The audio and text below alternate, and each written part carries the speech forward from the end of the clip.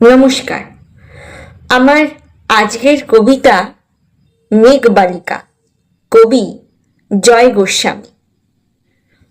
আমি যখন ছোট ছিলাম খেলতে যেতাম মেঘের দলে।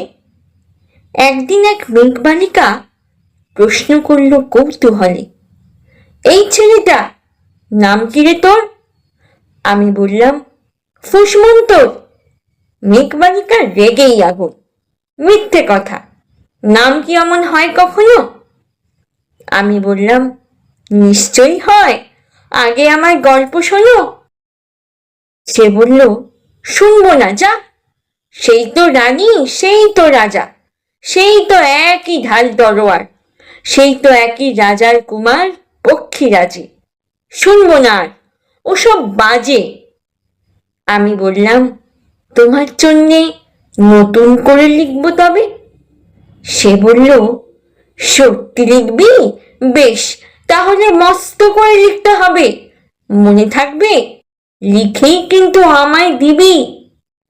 আমি বললাম তোমার জন্য লিখতে পারি এক পৃথিবী। লিখতে লিখতে লেখা যখন সবে মাত্র 2-4 পাতা, হঠাৎ তখন ভূত চাপলো আমার মাথায়। খুঁজতে খুঁজতে চলে গেলাম ছোটবেলার মেঘের মাঠে। গিয়ে দেখি চেনা মুখ তো একটিও নেই তল্লাটে। একজনকে মনে হলো ওরই মধ্যে অন্য রকম। এগিয়ে গিয়ে বলি তাকে, তুমি কি সেই মেঘবালিকা? তুমি কি সেই? সে বলেছে মনে তো নেই, আমারও সব মনে তো নেই। আমি বললাম তুমি আমার লেখার কথা বলেছিলে। সে বলল সঙ্গে আছে ভাসিয়ে দাও গায়ের ছিলে। আর হ্যাঁ শোনো, এখন আমি মেঘ নই আর, সবাই এখন বৃষ্টি বলে ডাকে আমায়।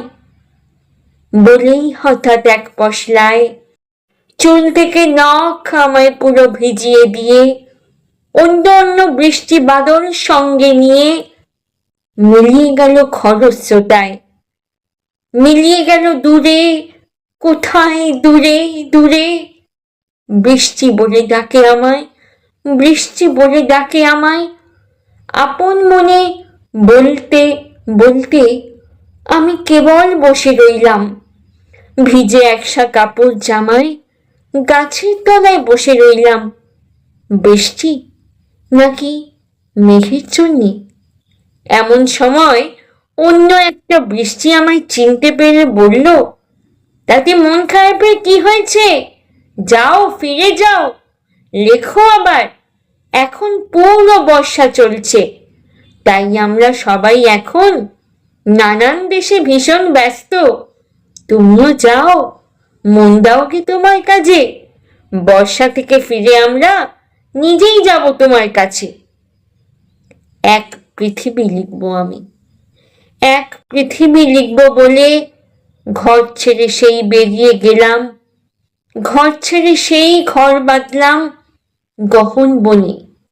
সঙ্গী শুধু কাগজ কলম, একাই থাকবো, একাই দুটো ফুটিয়ে খাবো, 2-1 মুঠো ধুলোবালি যখন যারা আসবে মনে তাদের লিখবো, লিখেই যাব।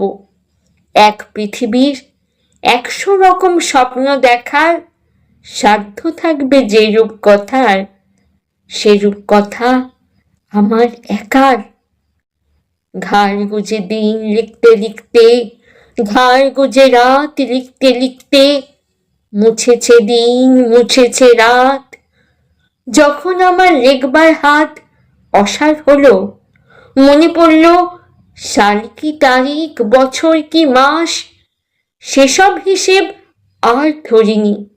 লেখার দিকে তাকিয়ে দেখি এক পৃথিবী লিখব বলে একটা খাতাও শেষ করিনি। সঙ্গে সঙ্গে ঝমঝমিয়ে বৃষ্টি এলো খাতার উপর, আজীবন লেখার উপর। বৃষ্টি এলো এই অরণ্যে, বাইরে তখন গাছের নিচে নাচছে ময়ূর আনন্দিত। এ গাছ ও গাছ উঠছে পাখি, বলছে পাখি এই অরণ্যে কবির জন্যে আমরা থাকি। বলছে ওরা, কবির জন্যে আমরা কোথাও, আমরা কোথাও, আমরা কোথাও হার মানিনি। কবি তখন কুটির থেকে তাকিয়ে আছে অনেক দূরে, বনের পরে, মাঠের পরে, নদীর পরে, সেই যেখানে সারা জীবন বৃষ্টি পড়ে, বৃষ্টি পড়ে সেই যেখানে কেউ যায়নি, কেউ যায় না কোনোদিনই। আজ সে কবি দেখতে পাচ্ছে সেই দেশে, সেই ঝর্ণা তলায় এদিক ওদিক ছুটে বেড়ায় সোনায় মোরা মেঘ হরিণী, কিশোর বেলার সেই হরিণী। নমস্কার।